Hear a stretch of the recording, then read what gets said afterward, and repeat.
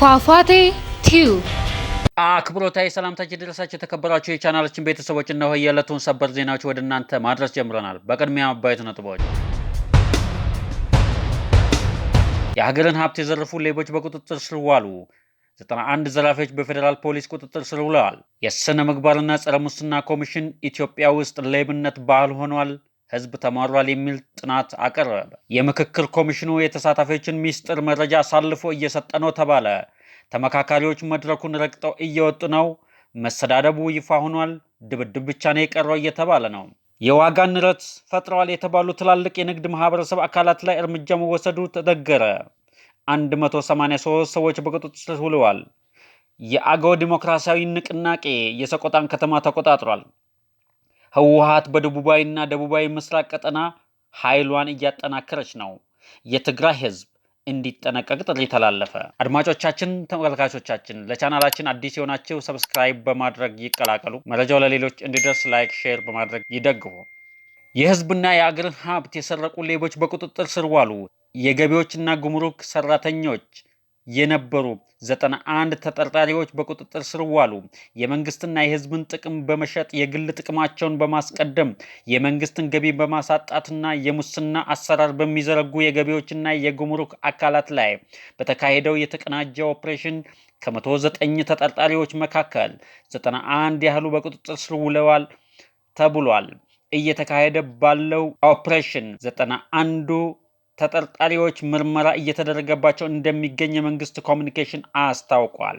ተጠርጣሪዎቹ ተቋማዊ ኃላፊነታቸውን በመጠቀም የታክስ ውሳኔዎችን በማዛባትና ሐሰተኛ ደረሰኞችን በመጠቀም የታክስ ማሸሽ ወንጀልን ወይም ታክስ ኢቬሽን በመፈጸማቸው የቁጥጥር ሂደቱን ለማወናበድ መረጃዎችን ከዲጂታል ስርዓቱ በማጥፋታቸው ህገወጥ ገንዘብ ለመሸሸግ የራሳቸውንና የዘመዶቻቸውን የባንክ አካውንት በጥቅም ላይ ማዋላቸው በጥናቱ ተለይቷል።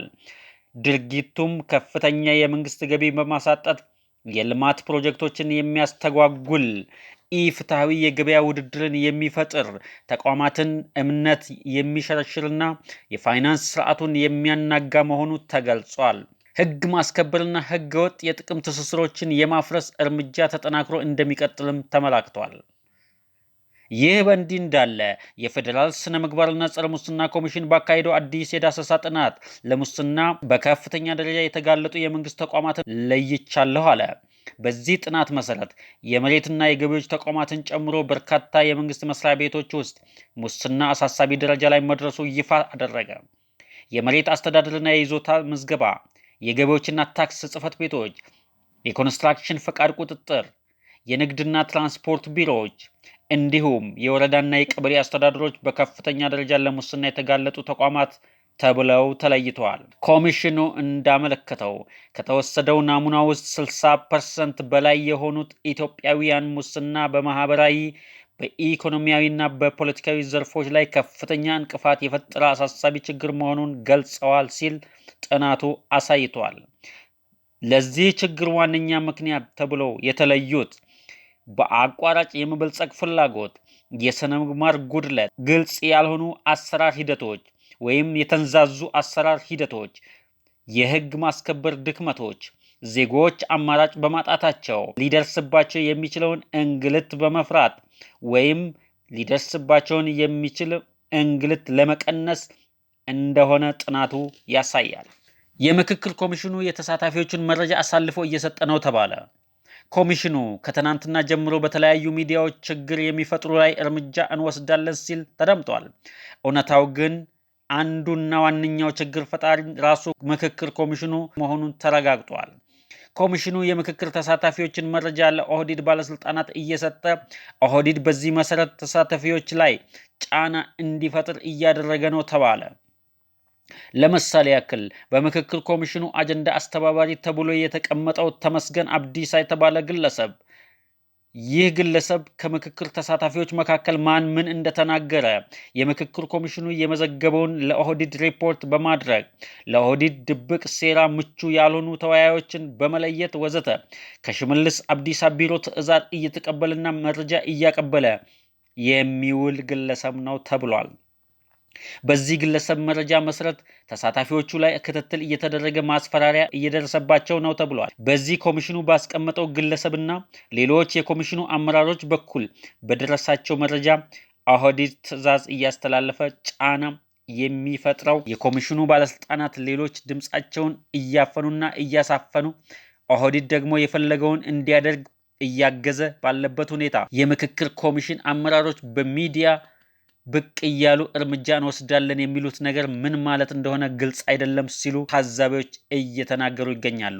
ኮሚሽኑ በተለያዩ ገለጻዎች የመንግስት ባለስልጣናት ተጽዕኖ መፍጠር የለባቸውም እያለ ያስመስላል እንጂ ባለስልጣናቱ ጫና እየፈጠሩም እንደሆነ የተሳታፊዎቹን የቀን ተቀን ውሎ አሳልፎ እየሰጠ ያለው ራሱ የምክክር ኮሚሽኑ ነው ሲል ጌታቸው ሽፈራው ተሳታፊዎችን ዋቢ አድርጎ ዘግቧል። መንግስት እርምጃ እየወሰደ ነው።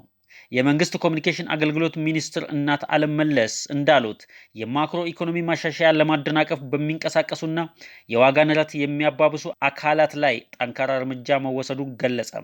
በተወሰደው እርምጃ በህገወጥ የገንዘብ ዝውውር የተጠረጠሩ 169 ግለሰቦች በቁጥጥር ስር ውለዋል። በተጨማሪም ከ7000 በላይ መጋዘኖችና የንግድ ድርጅቶች፣ 38 የቤቲንግ ድርጅቶች እንዲሁም 183 በኮንትሮባንድ የተሰማሩ አካላት ላይ እርምጃ ተወስዷል። 13 አቅራቢዎች ማስጠንቀቂያ ተሰጥቷቸዋል። መንግስት ሌብነትን፣ ሙስናን የመታገል ቁርጠኝነቴን አረጋግጣለሁ እያለ ነው ሲል ዋሱ መሐመድ ዘግቧል። የአገው ዲሞክራሲያዊ ንቅናቄ አዴን ሰቆጣ ከተማን በቁጥጥር ስር አዋለ። አዴን ለአገው ህዝብ ህልውና ሲል ለዘመናት ብርድና ፀሐይ በመቻል ለማንነትና ለአገው ህዝብ ነጻነት ሲል እየታገለ እንደነበር ይታወቃል።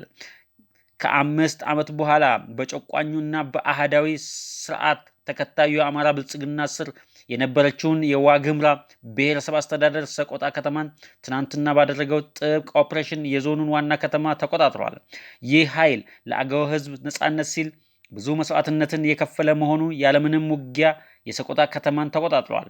አገው ዲሞክራሲያዊ ንቅናቄ ከሰቆጣ ከተማ ሸሽተው በየተራራው ለተቀመጡ ለመላው ለዋግ ብልጽግና አመራርና ለዞኑ ጸጥታ መዋቅር በሰላማዊ መንገድ ትጥቅ በማስረከብ ወደ ከተማቸው ገብተው እንዲኖሩ ጥሪ አስተላልፏል።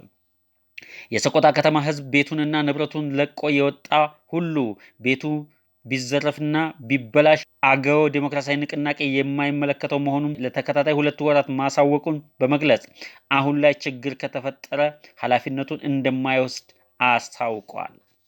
ህወሓት በደቡባዊ ትግራይ የተዋጊዎችን ማጓጓዝና ማከማቸት ስራ አጠናክሮ ቀጥሏል። ለተከታታይ ቀናት የቀጠለው የታጣቂዎች ክምችትና የጦር መሳሪያ ማጓጓዝ ስራው ቀጥሏል። አርሚ 60 ከአዲጉዶም ወደ መሆኒ ገብቷል። በአምባላጌ ተራሮች የመሳሪያ ተከላው እየተደረገ ነው። መድፎች እየተጠመዱ ነው። በርካታ ታጣቂዎች መሆኒ ገብተዋል። በኦፍላ አቅጣጫ አርሚ 31 ቦታ ይዟል። ወደ ራያ ቆቦ አቅጣጫ አርሚ 24 ስምሪት ወስዷል።